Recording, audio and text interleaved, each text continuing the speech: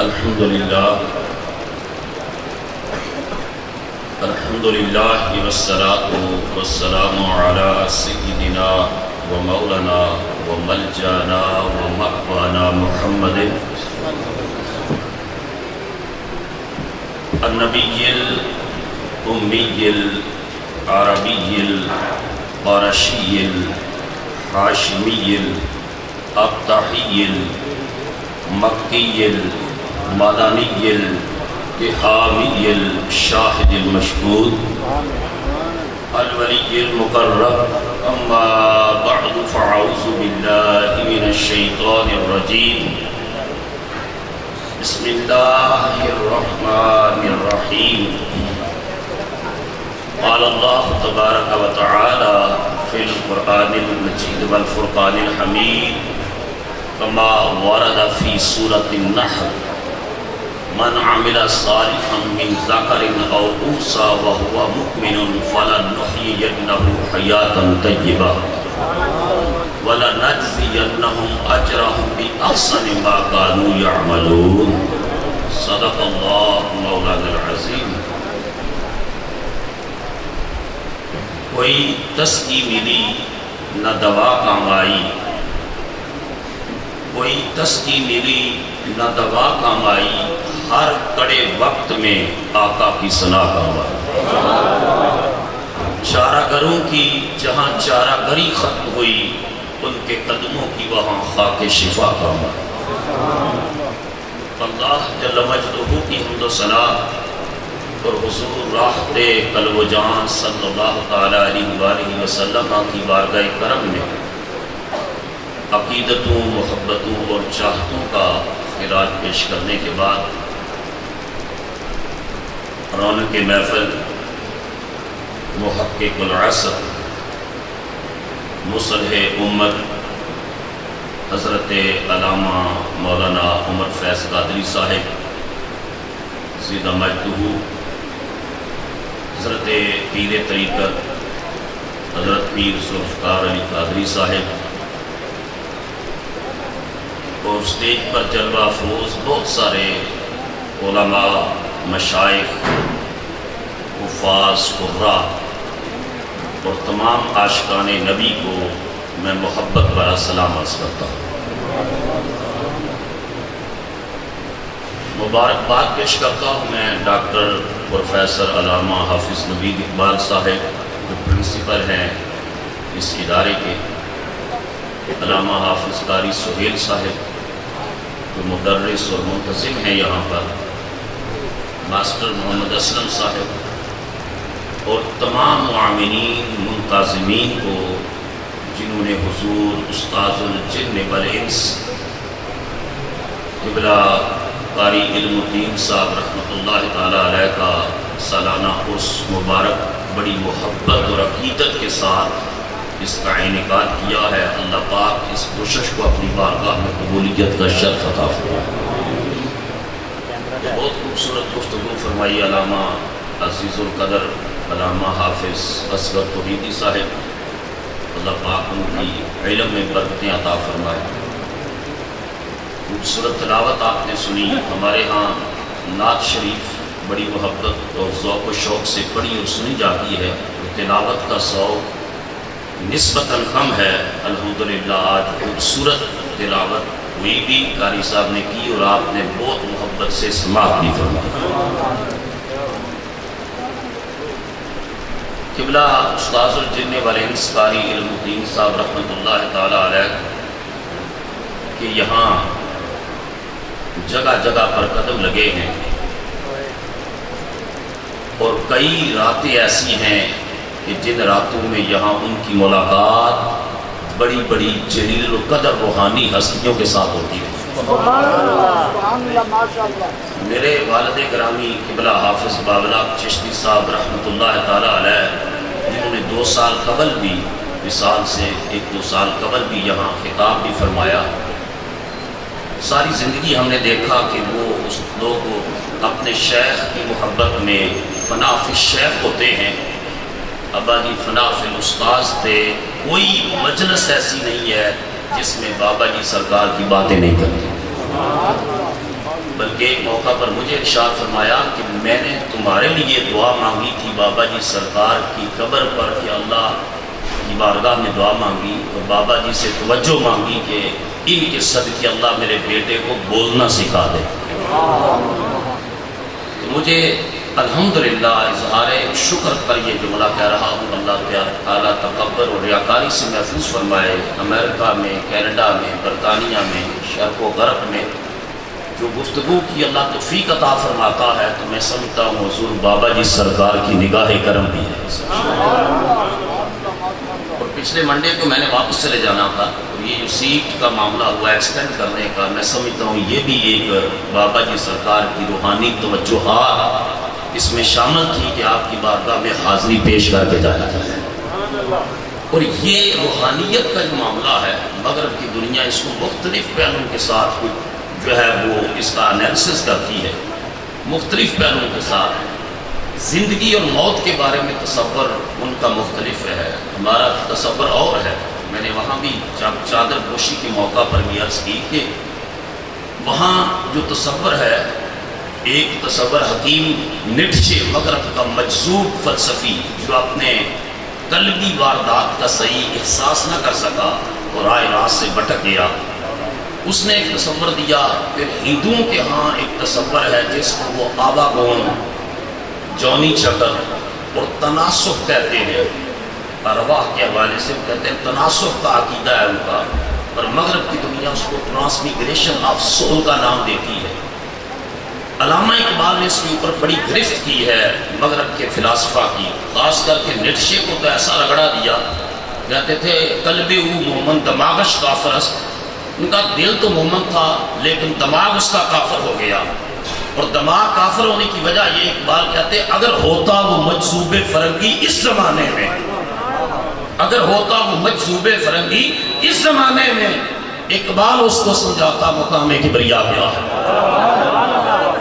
کسی ولی اللہ کے سامنے بیٹھتا، کسی مرد صالح کے سامنے بیٹھتا، کسی مرد مومن کے سامنے بیٹھتا تو خدا کی کبریائی کے مقامات دیکھتا، وہ اللہ کی سمدیت احدیت کا اس کو جان پہ لاتا، اللہ کی وحدانیت کا منکر رہا نیٹشے۔ اقبال کہتا اگر میرے سامنے بیٹھتا نیٹشے، میں بتاتا کہ خدا کی کبریائی کے مظاہر کیسے۔ تو اس کے بعد اس نے جو موت کا تکرار ابدی کا نظریہ دیا، تکرار ابدی کا، انہوں نے کہا کہ واقعات ایونٹس ریپیٹ ہوتے ہیں، واقعات ریپیٹ ہوتے ہیں، انسیڈنٹس ریپیٹس ہوتے ہیں، پرسنالٹیز ریپیٹ ہوتی ہیں، اور ارواح قدیم میں کوئی نئی روح پیدا نہیں ہوتی، بس انسان آتا ہے، زندگی گزارتا ہے، مرتا ہے، مٹ جاتا ہے، پھر اسی جیسا کوئی دوسرا انسان آ جاتا ہے۔ ہندو نے تو یہاں تک بات کر دی، انہوں نے کہا کہ اگر اچھا ہے، روح اچھی ہے، نیک ہے، تو کسی انسان کی شکل میں آ جائے گی، اگر روح بری ہے، برا انسان ہے، تو اس کی روح کسی، وہ کہتے ہیں کسی جانور، کسی درندے کی شکل میں آ جائے گی۔ علامہ اقبال نے نکلسن کو خط لکھا، پروفیسر نکلسن کو خط لکھا اور کہا کہ یہ نیٹشے جو ہے اس نے تکرار ابدی کا نظریہ پیش کیا، اور وہ انسانوں سے کہتا ہے کہ تم ہمیشہ زمانے کی پشت کا بوجھ کیوں بننا چاہتے ہو؟ اقبال نے لکھا وجہ یہ ہے کہ وہ زندگی کی حقیقت کو نہ سمجھ سکا۔ اور پھر کیا خوبصورت جواب دیا اقبال نے، اس سے ہندو فلسفے کا بھی رد کیا اور مغرب کے فلسفے کا بھی رد کیا کہ انسان آتا ہے اور پھر مرتا ہے، مٹتا ہے، اس جیسا دوسرا انسان آتا ہے۔ اقبال کہتے ہیں ہو نقش اگر باطل تکرار سے کیا حاصل، ہو نقش اگر باطل تکرار سے کیا حاصل۔ کیا تجھے خوش آتی ہے آدم کی یہ ارزانی؟ کیا تجھے خوش آتی ہے آدم کی یہ ارزانی؟ آدم کا رسوا ہونا، ابن آدم کا ذلیل ہونا کہ آئے مرے اور مٹ جائے، یہ تجھے ایسی چیزیں خوش کرتی ہیں؟ اگر نقش ہی باطل ہے تو تکرار سے کیا فائدہ ہے؟ یہاں تو نقش ایسا ہے کہ کربلا کی زمین پر سجدہ ہوتا ہے، آسمان کے ملائکہ مسجد میں آ جاتے ہیں۔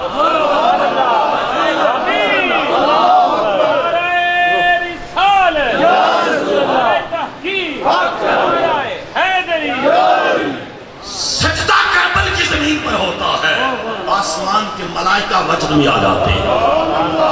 اقبال کہتے ہیں سجدہ حضوری سے محروم ہے، لذت سے محروم ہے، درد سے محروم ہے، آشنائی سے محروم ہے۔ سجدہ تو درویش کا سجدہ ہے، سجدہ تو عاشق کا سجدہ ہے۔ دو عالم سے کرتی ہے بیگانہ دل کو، دو عالم سے کرتی ہے بیگانہ دل کو، عجب چیز ہے لذت آشنائی۔ اس نے کہا ان کو آشنائی کی لذت نہ ملی تو زندگی کی حقیقت کا انکار کر دیا۔ پھر اقبال نے ڈنکے کی چوٹ پر کہا کہ تم جس زندگی کو زندگی کہتے ہو نا، یہ ولادت سے موت تک یہ زندگی نہیں، یہ کتاب زندگی کا دیباچہ ہے، دیباچہ ہے۔ انہوں نے کہا اتنا بڑا مفکر، اتنا بڑا فلسفی، اتنا بڑا انٹلیکچوئل ایسی بات کر رہا ہے کہ 60 70 80 100 سالہ زندگی یہ کتاب زندگی کا دیباچہ ہے۔ تو پوچھا اے مشرق کے دانائے راز، پھر بتا زندگی کیا ہے؟ کہا مومن کی اصل زندگی اس دن شروع ہوتی ہے جب وہ قبر میں جاتا ہے دیدار مصطفیٰ نصیب ہوتا ہے۔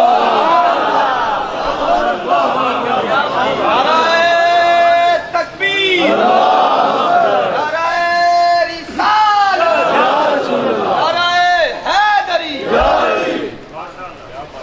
اصل مومن کی زندگی اس دن ہے جب وہ قبر میں جاتا ہے، فَلَنُحْيِيَنَّهُ حَيَاتًا طَيِّبَةً کا جام پلایا جاتا ہے۔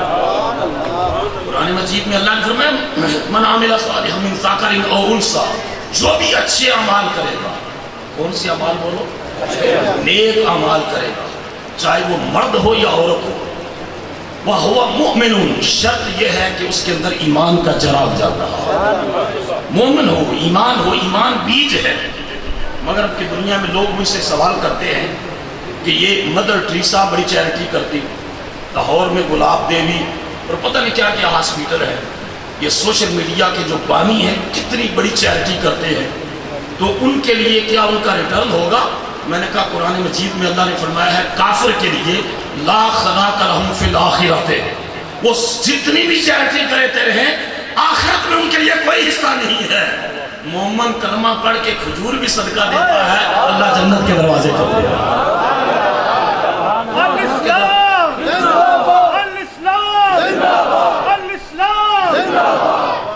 فرمایا وہ مومن، شرط یہ ہے ایمان بیج ہے، عمل صالح اس کے اوپر درخت اور پھل اور پھول ہیں، ساری اس بیج کی بنیاد جو بنیاد ہے فاؤنڈیشن میں ہے اس کے اوپر ساری چیزیں ہیں۔ اگر ایمان کا بیج نہیں ہے تو جتنا بھی وہ چیریٹی کرے یا باقی اچھی باتیں کرے اس کی کوئی حیثیت نہیں ہے۔ قرآن نے کہا وہ مومن فَلَنُحْيِيَنَّهُ حَيَاتًا طَيِّبَةً، اس زندگی سے بھی زیادہ پاکیزہ خوبصورت زندگی ہم عطا فرمائیں گے۔ وَلَنَجْزِيَنَّهُمْ أَجْرَهُمْ بِأَحْسَنِ مَا كَانُوا يَعْمَلُونَ، اور انہوں نے جو عمل کیے ان کے برابر نہیں، ان کے اعمال سے کئی گنا بڑا اجر ہم اپنی بارگاہ سے عطا فرمائیں گے۔ یہ صالحین کو، اتقیاء کو، صلحاء کو، قراء کو، علماء ربانیین کو، حضرت قاری علم الدین صاحب جیسے اللہ کے مقبول بندوں، حضرت قبلہ قاری فضل کریم صاحب رحمت اللہ تعالیٰ علیہ، حضرت استاذ العلماء قبلہ قاری عبداللطیف صاحب رحمت اللہ تعالیٰ علیہ، جن کا ذکر انشاءاللہ صبح قیامت تک جاری رہنا ہے۔ ہم پاکیزہ زندگی عطا کریں گے۔ دیکھو نا زندگی، قرآن مجید نے کہا زندگی الذی خلق الموت والحیات، اللہ نے پیدا کی ہے زندگی بھی اور موت بھی، زندگی کا خالق بھی رب ہے، موت کا خالق بھی رب ہے۔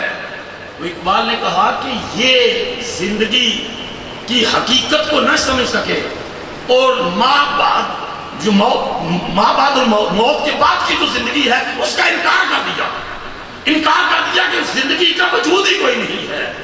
اقبال نے کہا ڈنکے کی چوٹ پر کہا موت کو سمجھا ہے غافل اختتام زندگی، موت کو سمجھا ہے غافل اختتام زندگی، ہے یہ شام زندگی صبح دوام زندگی، جس کو قرآن نے فَلَنُحْيِيَنَّهُ حَيَاتًا طَيِّبَةً کہا، اقبال اس نے کہا ہے یہ شام زندگی، صبح دوام زندگی، وہ دائمی زندگی، ابدی زندگی شروع کب ہوئی؟ جب قبر میں گیا اور مصطفیٰ کو پہچانا، رسول اللہ کی پہچان کی، حضور کو پہچانا، تب اللہ پاک کی طرف سے اعلان ہوا صدق عبدی، میرا بندہ سچ بولتا ہے، اس نے محمد عربی کو پہچان لیا۔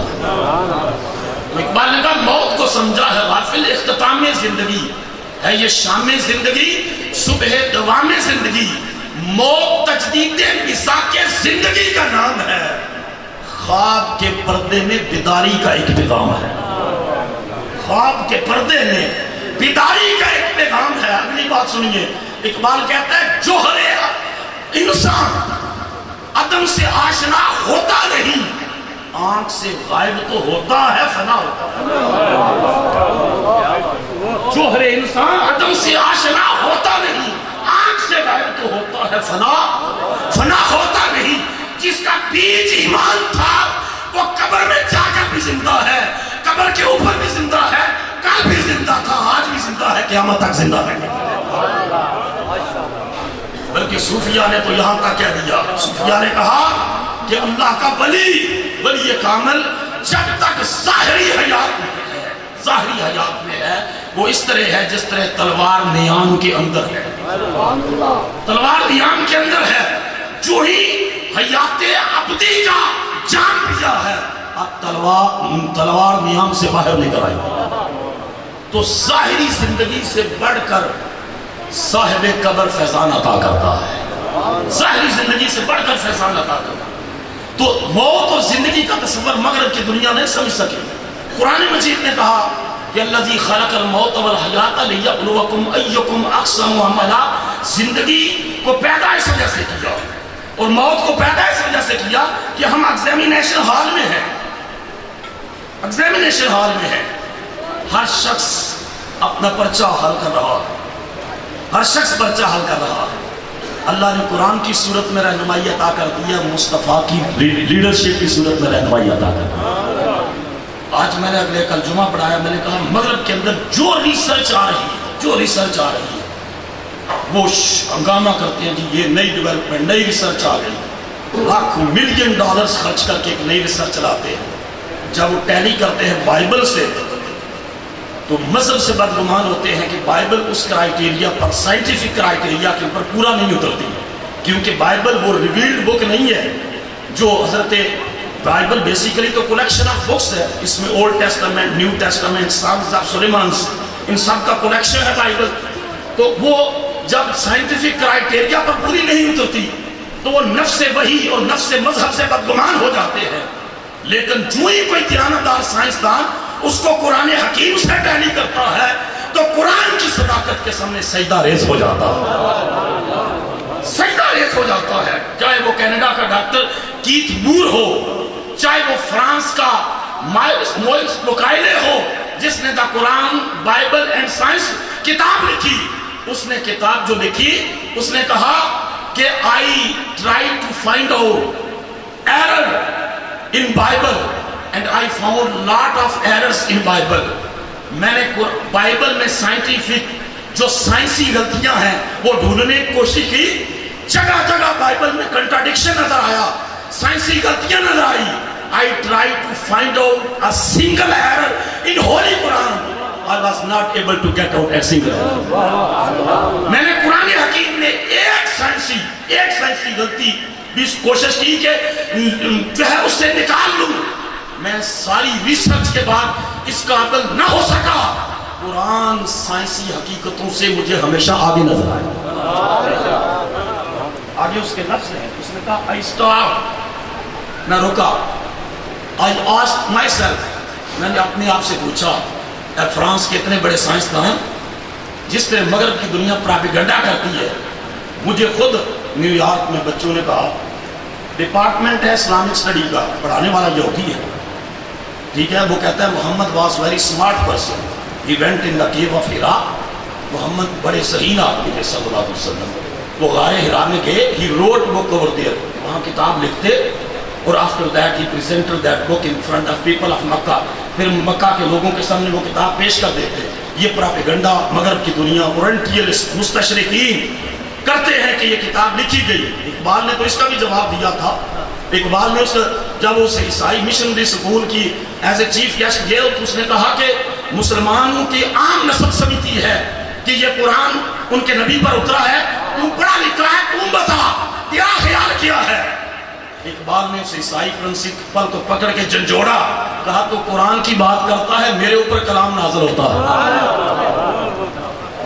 اللہ کی طرف سے الہام کی صورت میں، القاء کی صورت میں۔ کبھی کبھی تکیے کے نیچے قلم اور کاغذ ہوتا کہ اسی وقت کیفیت ہوتی تھا ضبط بہت مشکل اس سیل معانی کا، کیا ڈالے قلندر نے اسرار کتابہ۔ کہتا ہے کبھی کبھی تو ایسا ہوتا ہے کہ مضامین اور مفاہیم کو سنبھالنا مشکل ہو جاتا ہے، اور ایسی باتیں بھی کرتا ہوں علماء ظاہر نہیں سمجھ سکتے، مگر خدا بھی جانتا ہے، مصطفیٰ بھی جانتا ہے۔ تو وہ کہتا ہے کہ میں نے اپنے آپ سے پوچھا if a man was author of this book، اگر ایک انسان نے یہ کتاب لکھی ہے، how it was possible in 7th century، رسول اللہ صلی اللہ علیہ وسلم 670 یا 71 میں پیدا ہوئے، تو 710 میں وحی کا نزول شروع ہوا، 7ویں صدی عیسوی بنتی ہے، تو اس وقت کوئی ماڈرن میڈیکل سائنس کا، ایمبریالوجی کا، میڈیکل ڈیوائسز کا، لیبارٹریز کا وجود تک نہیں تھا۔ بلاسری نے تو یہاں تک لکھا ہے کہ حضور کی بعثت مبارکہ اور قرآن مجید کے نزول کے وقت مکہ مکرمہ میں صرف 17 آدمی تھے جو بیسک کسٹمری ایجوکیشن، رسمی رواجی تعلیم کے حامل تھے۔ پورا جزیرہ عرب جہالت کے گٹا ٹوپ اندھیروں میں ڈوبا ہوا تھا، اللہ پاک نے اقرأ بسم ربک کی روشنی نازل فرمایا، قرآن کا نور نازل فرمایا، اور قد جاءکم من اللہ نور و کتاب مبین، قرآن کتاب ہدایت بن کے آیا اور مصطفیٰ اس کائنات کا امام بن کر آیا۔ تو اس نے کہا، میں نے سوچا، روکا اپنے آپ کو، میں نے کہا if a man was author of this book، اگر ایک انسان اس کتاب کا مصنف تھا، جس طرح مغرب کی دنیا پروپیگنڈا کرتی ہے، how it was possible he wrote those scientific facts which are going to be proved in modern scientific era، یہ کس طرح ممکن ہے کہ 7ویں صدی عیسوی میں وہ حقیقتیں بیان ہو گئی جن کو سائنس آج 21ویں صدی میں سچا سمجھ رہی ہے ریسرچ کرنے کے بعد؟ تو 1400 سال پہلے محمد عربی کو کون بتا گیا؟ تو اس نے کہا مغرب کی دنیا میری گواہی لکھ لے، میری شہادت لکھ لے، قرآن بھی سچا ہے، محمد کی لیڈرشپ بھی سچی ہے۔ میں نے کہا ہم نے یہ قرآن مجید ابھی بچے کو پڑھا مکمل کیا، بڑی خوش بختی ہے، بہت خوش بختی ہے، لیکن ہمیں ضرورت ہے کہ آج کا طالب علم قرآن مجید سے چیزوں کو ٹیلی کرے، اس سے لے کر قرآن کی حقانیت کو، اسلام کی صداقت کو جو ہے وہ ثابت کرے، حضور کی لیڈرشپ کو۔ اور وہ مائیکل ایچ ہارٹ اگر دیانتداری کے ساتھ ورلڈ کے لیڈرز کا مطالعہ کرتا ہے تو وہ، میں نے ایک جگہ لیکچر دیا اور وہاں بنگلہ دیش کے ایک پروفیسر تھے، تو میں نے ریفرنس دیا، میں نے کہا مائیکل ایچ ہارٹ نے The 100 کتاب میں لکھا ہے کہ میں نے دنیا کے تمام لوگوں کی پرسنالٹیز کو ایویلویٹ کیا ہے، انہوں نے کہا ساری کائنات میں مجھے سب سے کمپریہنسو پرسنالٹی محمد عربی کی نظر آتی ہے۔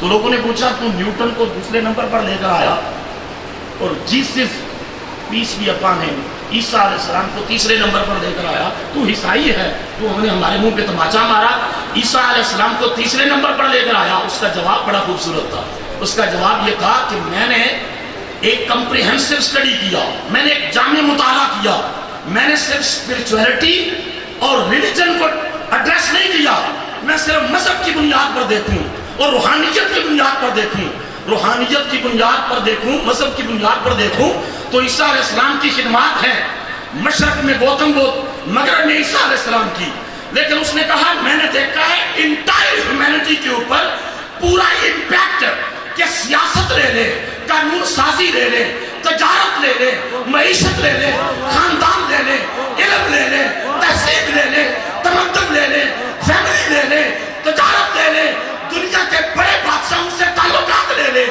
آئین لے لے، قانون لے لے، ہر فیلڈ میں محمد لیڈر نظر آتا۔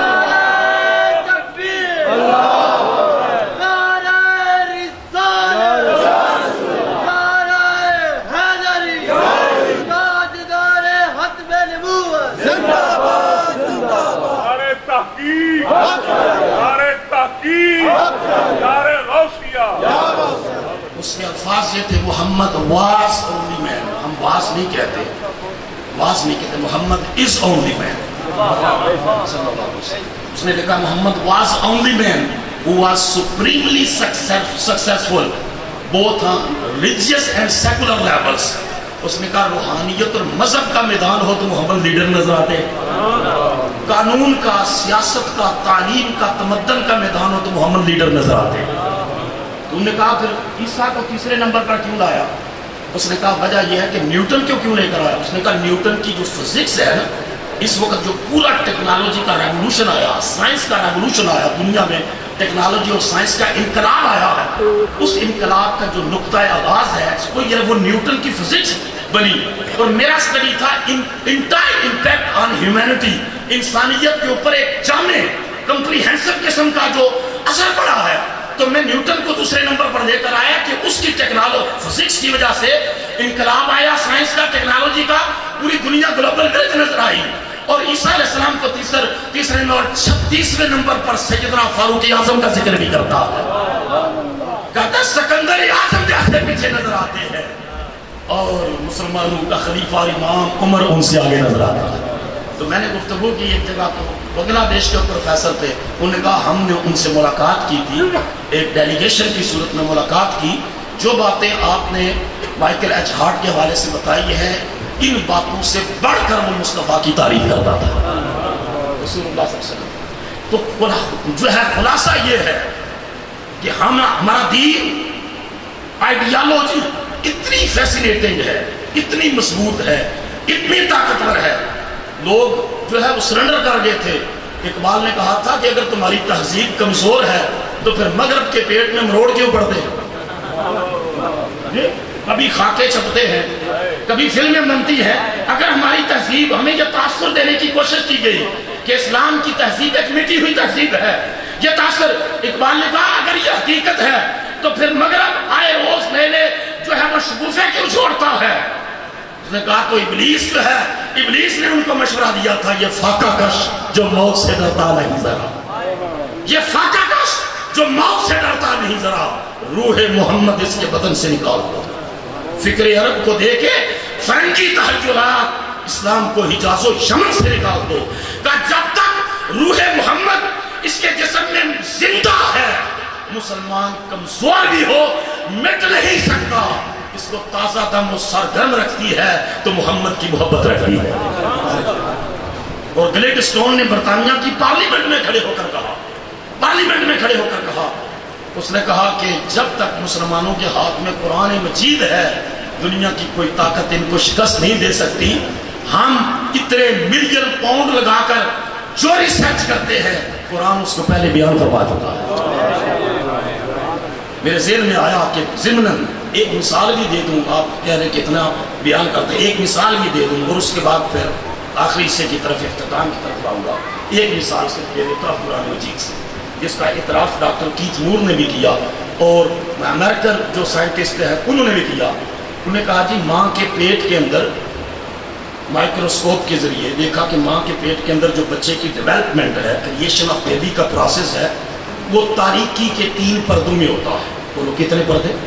3 پردوں میں ہوتا ہے. اس کو سائنس کہتی ہے there are three layers of darkness, walls of darkness. تاریکی کی 3 لہریں ہیں, پردے ہیں, ان میں ڈیولپمنٹ ہوتی ہے بچے کی. اس کا انہوں نے نام رکھا ابڈومینل وال, یوٹرائن وال, یوٹرس, ایکسٹرا, ایمبریون, میمبرین وال رکھی. ان میں ڈیولپمنٹ کا پروسیس ہوتا ہے. ریسرچ آئی تو دھومیں مچ گئی. انہوں نے کہا واہ واہ واہ کیا بات ہے, ماں کی رحم کے اندر بچے کی تحلیق کا پروسیس, مرحلہ, اس کو آبزرو کیا, اس کی مختلف سٹیجز کو بیان کیا, دھومیں مچ گئیں. لیکن جب مسلم علماء نے کہا تو قرآن, انہوں نے کہا قرآن کہا ہے. انہوں نے کہا قرآن تمہاری اس ریسرچ کو جو آج پیش کر رہے ہو قرآن 1500 سال پہلے بیان کر چکا. دلیل سنیں. انہوں نے کہا تاریکی کے 3 پردے ہیں جن میں بچہ اس کی کریشن اور تحلیق کا پروسیس ہوتا ہے. قرآن مجید کی سورہ زمر بولی یخلقکم فی بطون امہاتکم خلقا من بعد خلق فی ظلمات ثلاث. لوگوں تمہارا رب وہ ہے جو تمہیں تمہاری ماؤں کے پیٹوں میں تاریکی کے 3 پردوں میں پیدا فرماتا ہے. تاریکی جس کو وہ 3 layers of darkness کہہ رہے تھے، قرآن مجید نے اس کو فی ظلمات ثلاث کہا. ایسے لگتا ہے قرآن کی آیت کا ترجمہ کر کے اپنی ریسرچ بیان کی. دوسری بات کہی کہ گریجول کریشن ہوتی ہے، پہلے ایک عضو ڈیولپ ہوتا ہے، پھر دوسرا آرگن ڈیولپ ہوتا ہے، پہلے ایک حصہ بنتا ہے پھر دوسرا. قرآن مجید نے کہا خلقم من بعد خلق، ہم پہلے ایک حصہ بناتے ہیں پھر دوسرا حصہ بناتے ہیں. انہوں نے کہا پہلے قوت سماعت آتی ہے، ایئر پاور پہلے آتی ہے، پھر قوت بصارت آتی ہے، سننے کی طاقت بعد میں آتی ہے. قرآن مجید سے پوچھا تو قرآن نے کہا فجعلناہ سمیعا بصیرا، ہم نے انسان کو پہلے سننے والا بنایا پھر دیکھنے والا بنایا. پہلے سننے والا بنایا، قوت سماعت ہم پہلے دیتے ہیں، قوت بصارت ہم بعد میں دیتے ہیں.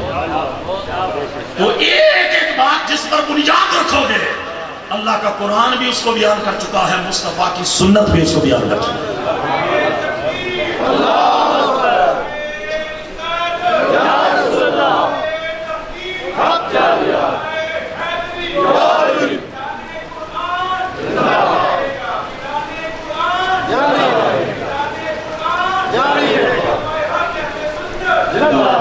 اگر وقت ہوتا تو میں آپ کو بہت سی مثالیں دیتا، میں آپ کو وہ پریڈکشنز بتاتا جو قرآن مجید نے دی، اور 1500 سال میں تاریخ کی شہادت اس کے اوپر قائم ہے جو اللہ نے بیان کر دیا نا. کاتب اللہ لاغلبن انا ورسلی، اللہ نے فرمایا میں نے فیصلہ لکھ دیا ہے، میں غالب آؤں گا اور میرے رسول غالب آئیں گا. میں غالب آؤں گا. وہ چڑھائیاں کرنے والا تھا خالد بن ولید، ابو سفیان فوجیں لے کر آنے والا تھا. جب قرآن کا فیصلہ آیا کہ اللہ نے فرمایا میں غالب آؤں گا اور میرے رسول غالب آئیں گے، تو ایک بھی چھپ کر آتا ہے کنویں کے اوپر کہ کسی کو پتہ نہ چلے اتنا بڑا جرنیل مدینہ میں سرنڈر ہونے جا رہا ہے. دوسرا بھی آ کر ملتا ہے. حضور ضیاء الامت پیر محمد کرم شاہ صاحب نے لکھا مکہ نے اپنے جگر کاٹ کے محمد کے قدموں میں ڈال دیے، اپنے جگر کاٹ کے محمد کے قدموں میں ڈال دیے. اور ایک سے پوچھا تو کہاں جا رہا ہے؟ کہا کسی کو بتائے گا تو نہیں؟ کہا نہیں بتاؤں گا. کہا لڑ لڑ کے ہماری تلواریں کند ہو گئی، پھر بھی فتح محمد کی ہوتی ہے، فتح مصطفیٰ کی ہوتی ہے، اور مصطفیٰ فتح جاب ہوتے ہیں. تم کہاں جا رہا ہے؟ اس نے کہا سچی بات یہ ہے میں بھی محمد کا غلام بننے جا رہا ہوں. کاتب اللہ لاغلبن انا ورسلی. میں یہ کہا کہ اس کے اوپر ایک پورا لیکچر ہو سکتا ہے کہ قرآن مجید نے جو پریڈکشنز کی روم اور ایران کی جو کی کہ رومیوں کی الف لام میم غلبت الروم فی اطن الارض وهم من بعد غلبهم سيغلبون في بضع سنين لله الامر من قبل ومن بعد ويومئذ يفرح المؤمنون بنصر الله. اس کا وقت بھی نہیں ہے، یہ صرف اشارہ کر دیا ہے کہ روم و ایران کی جو قرآن نے پریڈکشن کی کس طرح سچی. پروفیسر گبن کا میں نے حوالہ ضرور پڑھا. پروفیسر گبن نے لکھا کہ جنگوں کی تاریخ کا کوئی کمنٹیٹر سوچ بھی نہیں سکتا تھا کہ ایک سپر پاور نے گھٹنے ٹیک لیے اور اس کے بعد پھر جو قرآن نے کہا وہ لٹی پٹی طاقت اٹھی اور اس وقت انہوں نے ایرانیوں کی اینٹ سے اینٹ بجا دی. قرآن کی یہ پیشین گوئی بھی سچ ثابت ہوئی اور قرآن نے کہا تھا یومئذ یفرح المؤمنون بنصر اللہ. جب رومی ایرانیوں پر غالب آئیں گے اس وقت اللہ اہل ایمان کو بھی فتح عطا کرے گا. بدر میں اللہ پاک مصطفیٰ کے غلاموں کو شاندار فتح عطا کر رہا تھا. قرآن مجید کا کس پہلو سے اسٹڈی کیا ہے؟ میں ختم کرتا ہوں کیونکہ حضرت عالم اجل حضرت علامہ محمد فیض قادری صاحب کا خوبصورت ہم نے خطاب بھی سننا ہے. 2 باتیں، ایک تو یہ موت کا شروع سے عرض کیا، بابا جی آج بھی زندہ ہے. اونچا بولو نا پیچھے تک سبحان اللہ. تھوڑا میں نے پہلے کسی تقریر میں نہیں کہا لیکن بابا جی زندہ ہے اس کے اوپر بولو. بابا جی زندہ ہے. اس کی ایک میں کرامت سنا کر بات کرتی ہوں، میں نے امریکہ میں بھی سنائی، مختلف جگہوں پر سنائی. یہ یہاں فیصل عمران بیٹھے ہیں، ان کے دادا جی اسلم صاحب، میں نے یہاں کسی گاؤں میں گولڑا ہاشم ماشاء اللہ گولڑا ہاشم میں نے تقریر کی اور اس میں ذکر ہوا اولیاء کاملین کا. تو ماسٹر صاحب تقریر کے بعد میرے پاس بیٹھے، انہوں نے کہا میں اپنے وضو کیا ہوا ہے، باوضو ہوں، مسجد میں بیٹھا ہوں، آپ کا خطاب سنا ہے، تقریر سنی ہے، میں جھوٹ تو نہیں بولوں گا. میں نے کہا بابا جی آپ تو ویسے بھی جھوٹ نہیں بولتے، لگتا نہیں ہے، تو آپ تو مسجد میں ہیں، باوضو ہیں، جلسہ سنا ہے. انہوں نے کہا کہ میں جو ہے وہ کچھ عرصہ پہلے جیل میں رہے، پھر آ گئے، اور پھر فرماتے ہیں کہ 14 سال سے میری تہجد بھی نہیں چھوٹی۔ تہجد پر بھی ایک جملہ عرض کر دوں، رابن شرما نے کتاب لکھی ہے، رابن شرما نے The 5 AM Club، بہت کتاب وہ لکھی ہے، بہت کتاب لکھی ہے۔ اس نے کہا جو انٹرپرینور ہیں، جو بزنس مین ہیں، جو لیڈرز ہیں، پولیٹیکل لیڈرز ہیں، جو لیجسلیٹو اسمبلیوں میں بیٹھنے والے ہیں، جو کاروبار کرنے والے ہیں، ان کو ایڈریس کرتے ہوئے اس نے دلائل کے انبار لگائے کہ جو 5 بجے کا وقت ہوتا ہے، 5 AM Club، 5 بجے کا جو وقت ہوتا ہے، 5 بجے کا، اس نے کہا یہ انرجی پیک پر ہوتی ہے، انرجی کو گین کرنے کا ٹائم ہے۔ اس کی کتاب میں نے امازون سے منگائی، پڑھی، میں نے کہا جتنی چیزیں تو نے بیان کی ہے نا، قرآن مجید ایران کر چکا ہے، تاتا جافا جنوبہم عن المضاجع۔ یہ سحری کے وقت یہ اٹھتے ہیں، کب اٹھتے ہیں؟ اٹھ فریدہ ستیا، جھاڑو دے مسیح، تو ستا رب جاگدا تیری ڈاڈے نال فرید۔ اس یہ 5 AM Club نہیں تو اور کیا ہے؟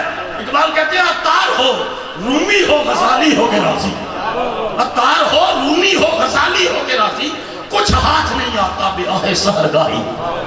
آہ سحرگاہی کے بغیر نہ کوئی غزالی بنا، نہ رومی بنا، نہ جو ہے وہ سادی بنا، جو بھی بنا، وہ 5 AM Club میں داخل ہوا تب بنا، اس میں داخل ہوا تب بنا تھا۔